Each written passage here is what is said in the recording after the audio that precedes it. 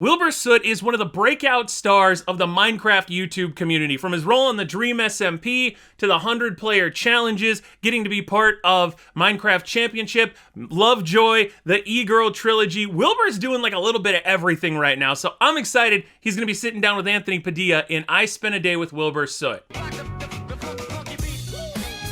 Welcome back, friends, and a special welcome to all the new friends out there.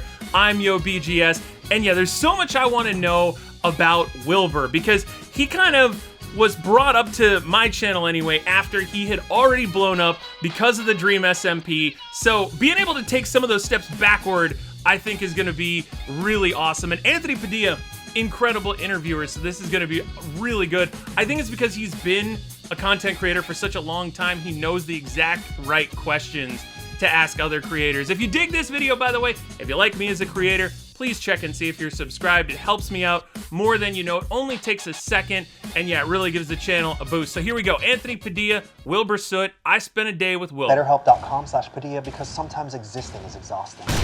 My name's Anthony Padilla, and I spent Always with the breaking through the roof. Every day. I mean, look, you're not going to keep any of your YouTube money if every video you break through the ceiling. Today with Wilbur Soot. We'll uncover the truth about how becoming a massively popular Minecrafter and musician has made him completely rethink his private relationships, what he's learned from angry backlash on the internet, and we'll also hear some stories of some awkward fan interactions. By the end of this video, we'll find out if entertaining millions of followers has been a wholly rewarding experience, or if having countless eyes scrutinizing your every move comes with torment more cruel than anyone could ever imagine. I mean, I would say it's probably a little bit of both. Like, it's why in all of those fantasy novels, right, the people who get their wishes also get a series of complications that come alongside of it. Like, there's no... I hate to say it, but there's no like one-sided good out there, it feels like. But I think Wilbur thinks it's creatively satisfying. He strikes me as one of those dudes who would love the creative process, even if it does kind of get to be a little intense at times. You always got to get those predictions in. Hello, Wilbur! Hi. You are the first guest that's ever been on my show that uses exclusively 3-in-1 shampoo. Can I tell the story? I was going to a hotel and I realized I didn't have any shampoo. And sometimes the shampoo they give you is just like crap. I'll get anything that isn't that. So I go into a Tesco's and I grab the first thing I see. And immediately when I walk out, someone's like, Wilbur Soot, do you want to take a photo with me? And I'm like, yeah, sure. I take a photo holding my 3-in-1 shampoo in my hands. Was any part of you prepared for the amount of attention that you now receive? By the way, I feel like Wilbur could do a brand deal with any major company. Like this, look at this. We got Padilla, awesome hair. Wilbur, awesome hair. Painting, incredible hair. Me, not so much. I just got it cut the other day. But like, I feel like, you know, any brand that wants to get their name out there should be the official sponsor of Wilbur's voluminous hair. I don't think anyone can really come to terms with it. The human mind isn't supposed to get that. How long ago did you first start creating content? 2008. Do you still have those videos online? Yeah. Can you show me a quick clip? That's me. That's Oh, 11-year-old me. It's me! How are you? I bet you want to see my dog. I'm at How many views did that have? Well, I mean, that's his original channel, so that's gonna be blowing up now. My son making a crazy film. 44,000 views. I bet you want to see my dog. I'm at the same time jealous that you have footage of you this young. I kind of wish I could see what I would do, but also so grateful that this technology did not exist when I was your age, because I don't even necessarily even know what I would do. I'm not that embarrassed by it. I'm actually pretty... No, I mean, it's pretty How funny. did your Like, honestly, it's a very Wilbur style of content, even back then. And continue to evolve. I made a Minecraft channel in 2011, and then I stepped away from Minecraft, thank God, because I'd progressed beyond Minecraft, you know? What do you think propelled you into the massive popularity that you see today? Luck. My first sort of big push was on the idea of like Minecraft butt. Minecraft butt. Yeah, Minecraft, butt. And then that ended up being a really cool little title concept because everyone started doing it. People still use it today. Some of Yeah. the most popular Minecraft channels. That was your original concept? I've given myself the accolade of the first, but I don't actually know, so.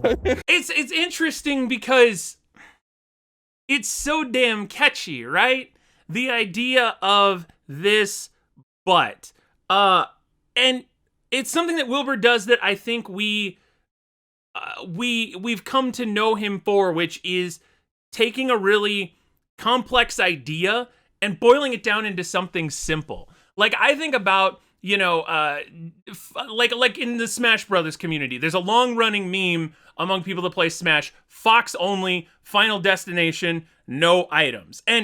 But then he would take it and he would be like, Smash Brothers, but it's Fox only. And that way of phrasing it somehow puts it in front of more people. That's probably true. And all that matters is if you believe. I do. In my heart of hearts, I believe. How quickly was that growth? I did a YouTube video with Call Me Carson. I saw on Twitter he'd made a Minecraft server. So on the video, I said to him, "Can I join?" And he was like, "Yeah, what's your Twitch stream?" And I was like, I don't stream. By the way, can we talk about how, like, that's interesting to me, because he says the moment it all changed, you were talking to Call Me Carson at that point. You were big at that point. So, like, you know what I mean? It's almost like he feels like he had like 500 subs, and then Call Me Carson just, boom, put him on his server. Like, you were already there at that point. This just got you, it added the 0 onto the sub count, right? And then the Dream SMP added the 0 onto that. You got a stream to join. I'd never streamed before. I had no interest in being streamed, so I was just like, oh, fine. So I made a Twitch channel and streamed just so I could join their server. I remember my first 1,000 viewer stream was a month or 2 after I started my channel. And I made SMP Earth, which was like Minecraft, but a big globe. Here we are. SMP Earth. His first, oh my God, these numbers, dude, people stream forever without getting 1,000 viewer streams. I've had one. It was the day I checked out Quackity Visiting Dream in prison. I got like 1,200 viewers, and he just like, I mean, look at this. He got all of these names in one place at one time. You're famous. You're famous at that point. At everyone. Should we see what's going on in the rest of the map? Oh my God, Europe is popping, dude. It was the stepping stone between the SMP Live and Dream SMP era of the 2 biggest SMPs on like Twitch. How did you meet Tommy there? Because I feel like Tommy has been kind of intrinsically connected to your journey. He was a late addition. The server was literally about to be like live, open, anyone could join. And I get a message from someone, "Hey, can you add this guy, TommyInnit?" So I went on the stream and he was all right. He has 250K subs. Jeez, there's just so, like, it's crazy, because I think about in the speedrunning world how 250K, there are not many speedrunners, period, with that level of influence. And then at this point, it was like, yeah, I know this kid, he's trying to make it as a YouTuber. He only has 250K subs. This guy, TommyInnit. So I went on the stream and he was all right. He's kind of funny. Hey, what's a favorite I Am Stone's place to live? Caves. Estonia. So I was like, yeah, sure. Just kind of. He got let into the Dream SMP. He was like the first wave of people added. I was like 3rd, I think. I basically just asked, can I join? And I really like Hamilton. That's the entire beginning of the Dream SMP is just Hamilton roleplay. Yeah. That's also very interesting, by the way, because Dream makes this whole gigantic point about if you ask, you will never be added. And then you find out Tommy asked, then you find out Wilbur asked, and you're like, so there are exceptions. We made an isolated area for just Europeans, and we called it Le Manburg. That's the entire beginning, and then it was Dream, and then it was Hamilton. Have people put that together? Yeah, people have. Are you planning and writing, and like, do you have like just an outline of points that you want to hit? I would have a sort of like hit sheet of like a treatment. Yeah. So like of what was going to happen in the story, and then how we would flow to each piece would be done through improv. What were your stream numbers like during this time? Were they exponentially increasing? I think I remember the first moment where I was like, wow, was like I had 60,000 people waiting on my starting soon screen. I remember That's the first moment you were like, wow? Dude, I don't even know, like if my waiting to go live stream had 60,000 people, at that point I think I would just be like, I'm gonna go to bed.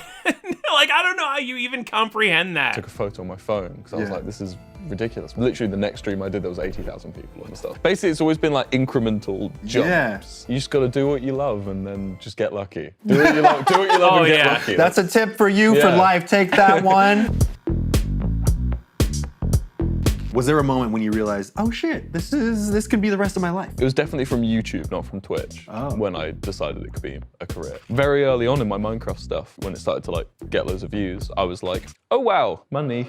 What was it looking at your check? Oh, friends, I'm still waiting for that day. Came in the mail? Yeah, I'd already been making stuff from Soot House before, and I was getting a big cut of that. It was always an amount that was like, yeah, this is really good. You know, I've got a solid amount of money in the bank, but if that channel were to go, woo, I'd be straight out looking for a job, you know? Yeah. When I got a paycheck from the new channel, so the Wilbur Soot channel, and it was probably about the same as what I'd got from my entire time at Soot House, I remember being like, that's money. Were you going to school at the time? Yeah, I was at uni. Did you drop out? No. Whoa. I finished it. Whoa. My graduation was yesterday. What? It wasn't. What? Whoa! I was not I thought he was gonna say that he had like, you know, a couple months left. He barely got by with like C's and D's, but C's get degrees, my friends. That's where I thought he was going with that. And then, dude, that's perseverance. I love that. I graduated, I just didn't show up to the ceremony. Wait, what were you going to school for? Editing. And now you're like you've actually been on the field training and editing for years. Well, I don't do any editing now. Every editor wants to be a director and every director wants to retire. That's what they say. Were you working? There is actually something about that. They say that like every pro athlete wants to be a rock star and a lot of rock stars want to be pro athletes. It's just funny how even when you're at the pinnacle, the toppity top of everything, there's something else that you're like, yeah, and I guess that's what keeps those people motivated. Anywhere else when you first started seeing success? Yeah, I was a cashier. I remember I got 10,000 subs and I was like, that's a lot of subscribers. And I didn't quit. The only time I quit was when I went to uni. On the day I decided I was gonna quit, we had a worker meeting about stuff. There's been a guy with a gun who's been going around to all the supermarkets in the area, and they basically sat us down and he told us like, right, this is what you gotta do if he comes in. You gotta make sure the safe is locked. You gotta make sure you press the silent alarm under the desk. Dude, that's garbage. Someone comes in with a gun, what's your first thing? Make sure my money is safe. You make sure that the store's money, then we'll worry about you. I love that self-preservation is like 9th on this list. You gotta make sure the doors are wide open so the customers can leave. And I was just thinking, what happens if I just run? I'm not doing that. Like, so you better throw your body in front of that bullet. He was basically saying, do as the man says, but it was more like, if he comes in and points a gun at me and says, open up the safe, don't lock it, I'm not locking that safe. Wilbur, you better die for this company. Yeah, he was like, and it felt like that. And I remember on that day, I was like, I'm resigning, I don't want to do this. Yeah, you're like, I'm not gonna risk getting killed for this. Yeah, and I got drunk for an entire week. Oh, he that couldn't have been probably the would've only more likely one. to kill you than... More than the gun. Yeah. Over 120 million views on YouTube, 500 million streams on Spotify. Your music is obviously insanely successful. How long ago did you start playing music? 3.5 years ago. 3.5 years ago. 4, I think. Just 4 years ago, you picked up an instrument for the first time. Yeah, it was a ukulele. And now you have What was Wilbur's life like before all of this? You know what I'm saying? Because he was kind of doing YouTube when he was 11, but like Minecraft, all of that stuff felt like it really started taking off a few years ago. He picked up an instrument a year before that. There was a chunk of Wilbur's life where that's almost like missing at this point. 100 million streams of your music. It's the luck, man. It's Is it luck? I don't think you can boil it down to luck when you're like, oh, I was lucky with my music. Oh, I was lucky with my streaming. Oh, I was lucky with being tall. No, definitely. I picked up a ukulele for the first time. I was quite sad. It was sort of a downer point of my life. And I wasn't happy with who I was at all as well. It's sort of like me, 18, 19, 20 years old. Yeah. I really look back and I'm like, that guy, dude. What was it that you didn't like? So I thought I was an untouchable, just brilliant person. I never did anything like bad, obviously, thankfully. It was around the time my girlfriend broke up with me as well. And I was like, I'm fucking awful. I started playing a ukulele because I was like, I want to give it a go. And John it Mayer became style. the one thing I did ever. Is that where you learned to Or like, Jason reflect on Mraz. yourself and your feelings? I was sort of just on my own a lot of the time. And that was really good for me. It's funny how those toughest times sometimes are the things that define us in many ways. They're like the huge shift in our life. And that was it for you. I'm so glad I didn't have what I'm having now at age 17, like Tommy and Tubbo. That would be difficult. Yeah, right.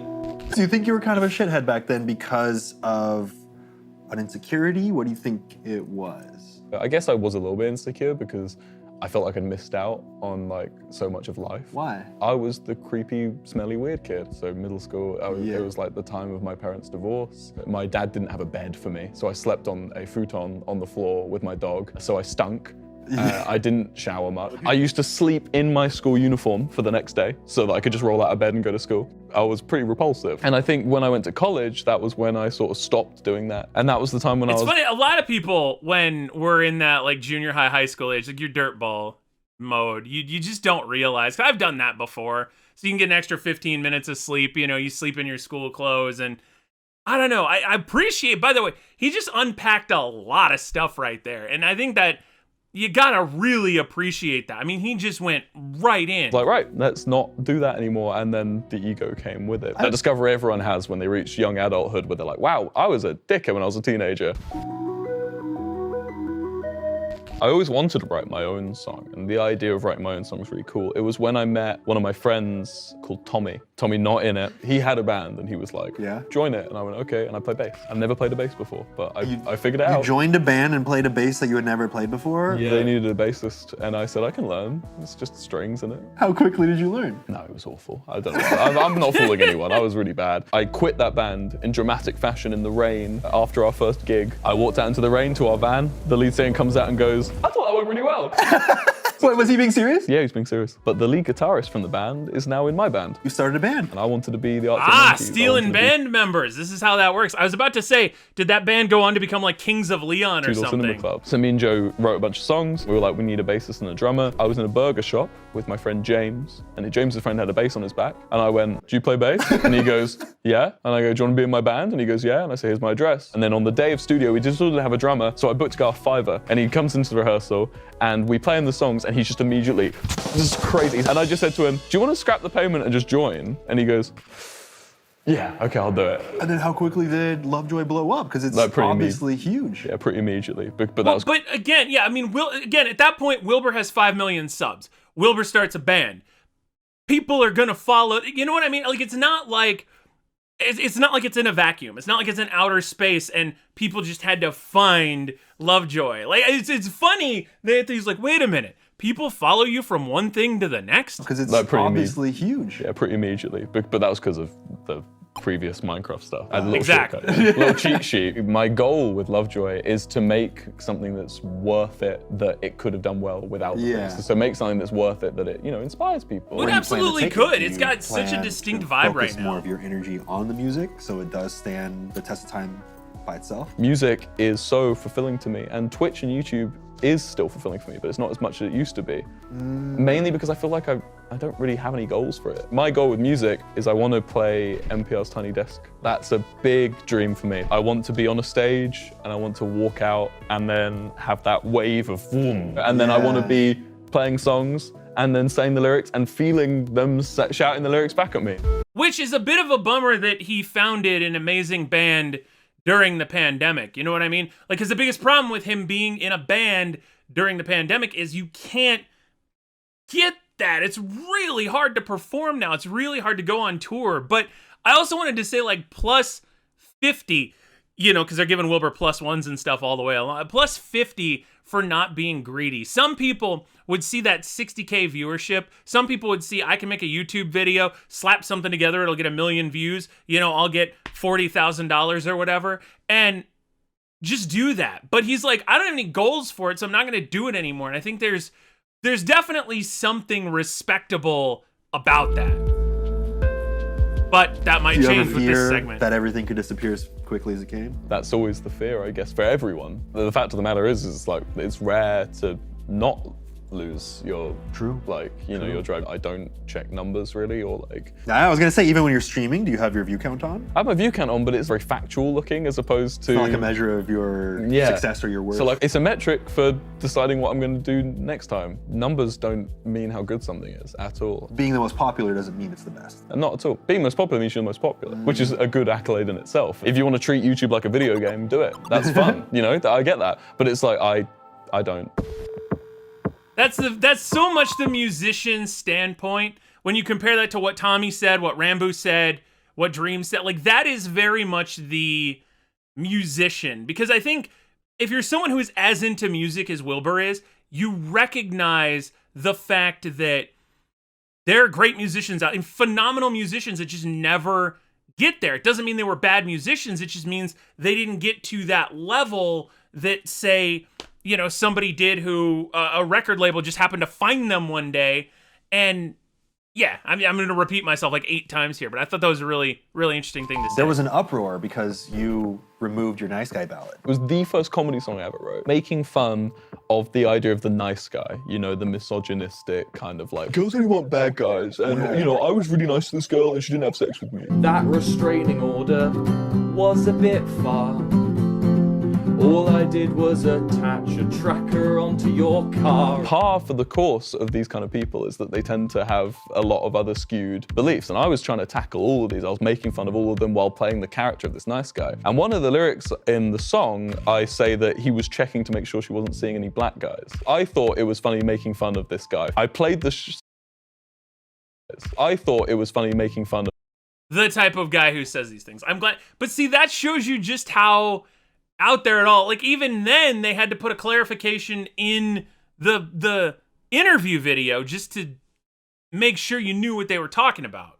But yeah, he portrayed a stereotypical guy, and in that portrayal, obviously because that person is an awful person, that person did an awful thing. Of this guy. I played the song live once, Yeah. and this guy came up to me after the show, and when I thought that lyric was really crap, and I went, yeah, you're right.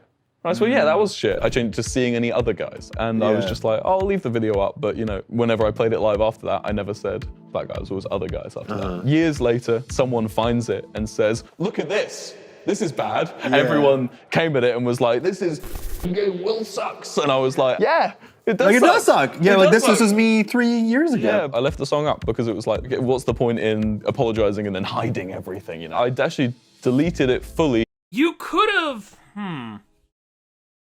YouTube has a very weird system, but that's also the way like things work in the world to a certain extent, because there's a way you can't redub something. You can't change the audio, but you can clip it.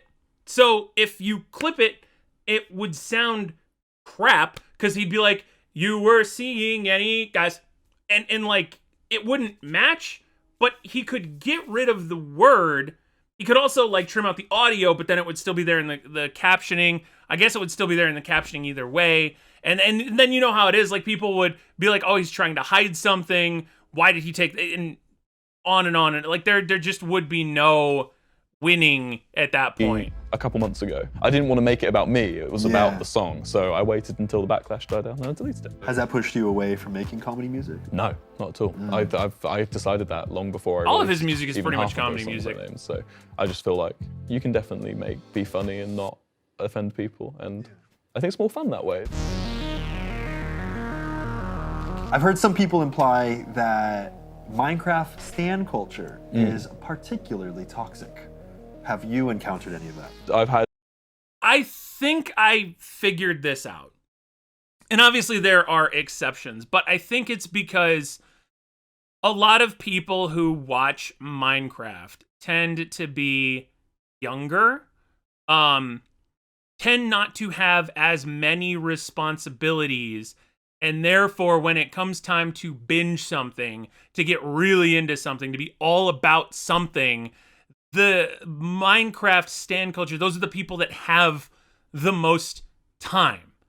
Because I don't know, like, because I think about people my age, I think about the people I know, and nobody, at least openly, I guess I don't know what a lot of people do behind closed doors, but nobody is as openly Stanish as you see with some of these other people. Again, that doesn't make it right, but I've been asking myself that question. I'm like, why is this culture so, and again, it's a small subset of it, but why are they? You know what I mean? Weird ones, obsessive, stalkerish. I've had ones who call themselves stans who are just fans. And it's like, it's weird because I would have definitely been a stan had that kind of culture existed when I was a teenager. Was it more so about the community? But everybody was. Like, think about the people that follow around the Grateful Dead, you know, back in the day. People who follow around Fish.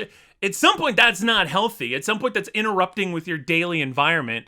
Everybody gets into at least one or two bands when they're, you know, a young adult. It's just the access in 2022 to these people and the access to put your fan art and all of this stuff. You know, back in the day, you would have just had all their posters, all their albums, right? Like the song Stan, but now it's a little bit easier to out like yourself, kind of. Absolutely. I think that if you swapped all of us out for different people, they would just stand different people. Most of the things that happen that denote Minecraft stans being toxic occur amongst maybe one or two people. And the problem isn't stans. Stans are happy. They are enjoying a connection in a time when everyone's locked inside. And they found friends who also do that. The difference is that Twitter will promote the parts that make people angry. Twitter promotes rage culture. Yes. And Yeah, that's all it is. controversy. You have to remember that everything you see is based on anger, and it just takes one person saying something stupid for everyone to How do you prevent yourself from getting too caught up in the negativity? go outside. Touch grass.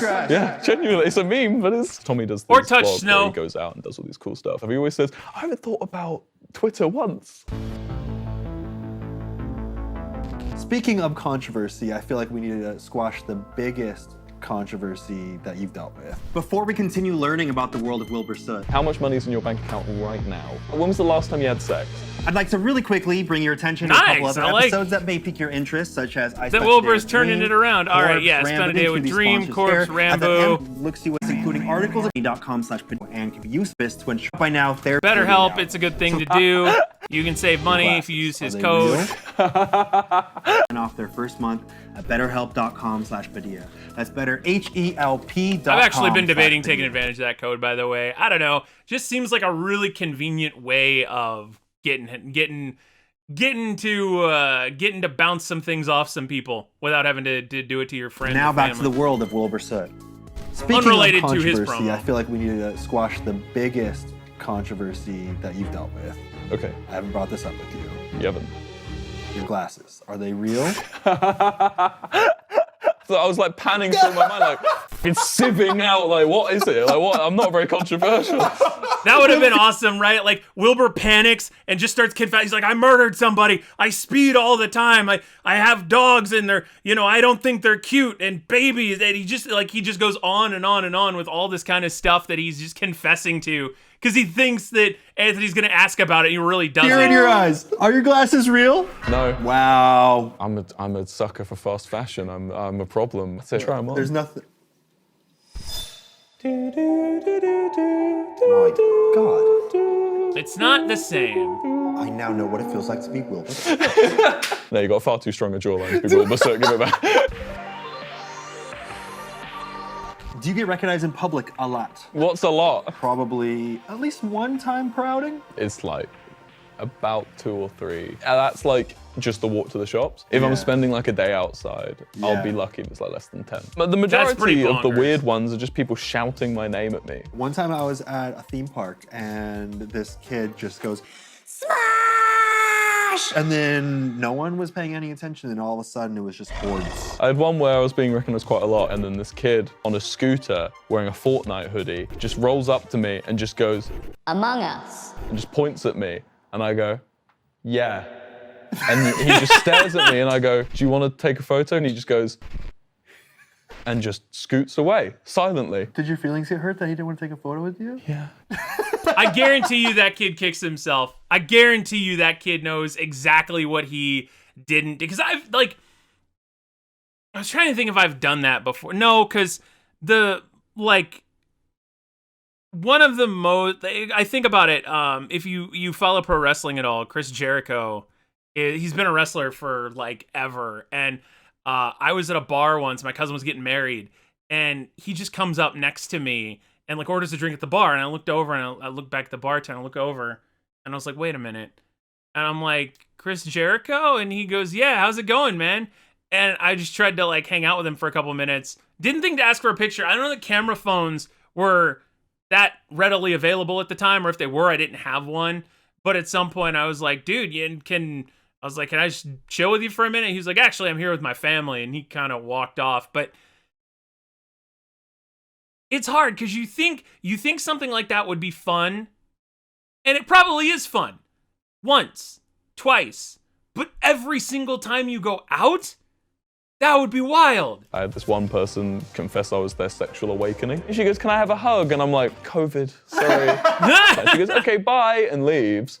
And then this lady comes up to me and goes, does she know you or are you famous? And I go, neither, miss. How private do you keep your personal life? Pretty private. It's one of those things where it's like, if I'd share it with my grandma, I'll share it with Twitch. My grandma has no need to know I'm going to a party tonight. But I can tell my grandma what my favorite food is. Do you have a limit? Do you have something where you're like, oh, that's something I will not share, though? 100%. I mean, how much money is in your bank account right now? Like, when was the last time you had sex? It's like, there's loads of stuff that they'll never know.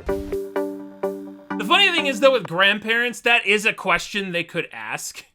Those are questions a grandparent could ask. It's just you're not going to answer. It's always like, don't worry about it, Grandma. Don't worry about it, Grandpa. Do you keep your dating life private? Yeah, for sure. It's not something my grandma needs to know. But I have been on dates. Is it a fear in your mind that they know who you are? Every single YouTuber and streamer has that. There have been times when I've definitely caught on like, this person knows who I am. The worst part is when they lie and pretend they've never heard of you. And they're just like, oh yeah, I might have heard. Yeah, maybe a little bit. You can definitely tell when they know. And there have been times where I've like had to cool off like, hey, by the way, don't really want to see you anymore. Hey, you're a fan, so it's over. What is next? Dude, okay, so ladies, actually guys, I mean anybody that ends up in a relationship with Wilbur, apparently he's a fan of the neg. Just pretend like you don't know his stuff, you don't care about him. His video, you don't like, what is Minecraft? I'm a Roblox kind of gal. Lovejoy's album. Full album or EP? Full album. I also just have so many dumb ideas for things. Like, can I tell them? Yeah. Can you like bleep them or something? Yeah, I'll bleep them. Okay, cool. Yeah. I like how this is a common theme in my videos. It's like, tell me your ideas, but the world can't know. Okay, I've got, it's gonna all be like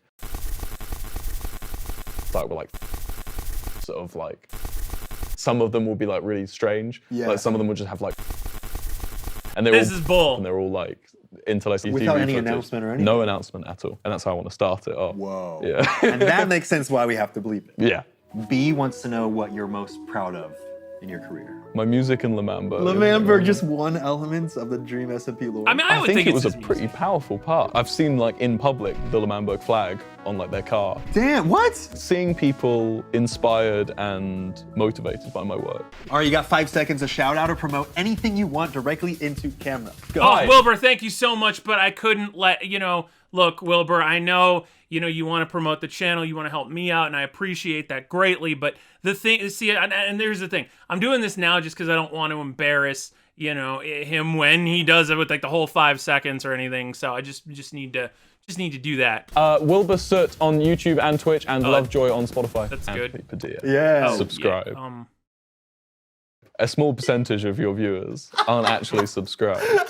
well, yeah, I it's mean, a okay, large- look, it would have been too obvious. Percentage.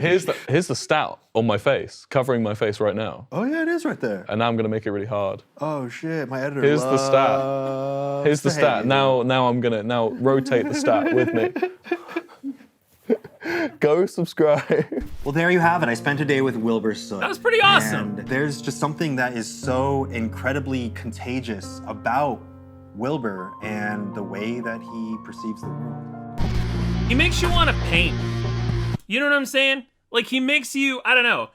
When I watch Wilbur's content, it always makes me wish I was like a better artist in some level. I'll let this go because I want to see the...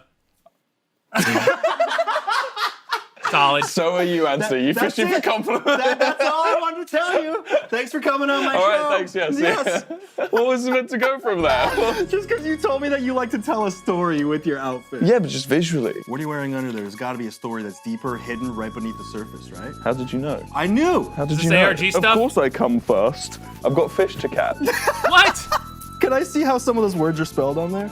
No, you probably, that would hurt the monetization. You don't want to, I don't know that you want to do that. But Wilbur and Anthony, again, another one of those. This interview could have been 7 hours long, and I'd have just watched it all, like on my own time, like not even for content. I like watching it with you all because I have all these thoughts and I talk to the TV anyway. So, like, it's nice to be able to just record myself talking to the TV, and then I feel less like a weird person and more like a normal person who's just trying to do their job. So if you dug this video, please make sure to leave a like, subscribe, all that good stuff. Again, I have another video coming. I've spent about 50 hours on it at this point, I would say, and yeah, I'm really excited for it to come out. I'm hoping it does everything that I think it can. But in the meantime, my friends, actually, that video will be here next week. I don't want to say it'll be here Sunday or Monday. It will be here next week. I'm pumped about it. Take care, my friends. Have a great one. And as always, I will see you for the Salty Run Back.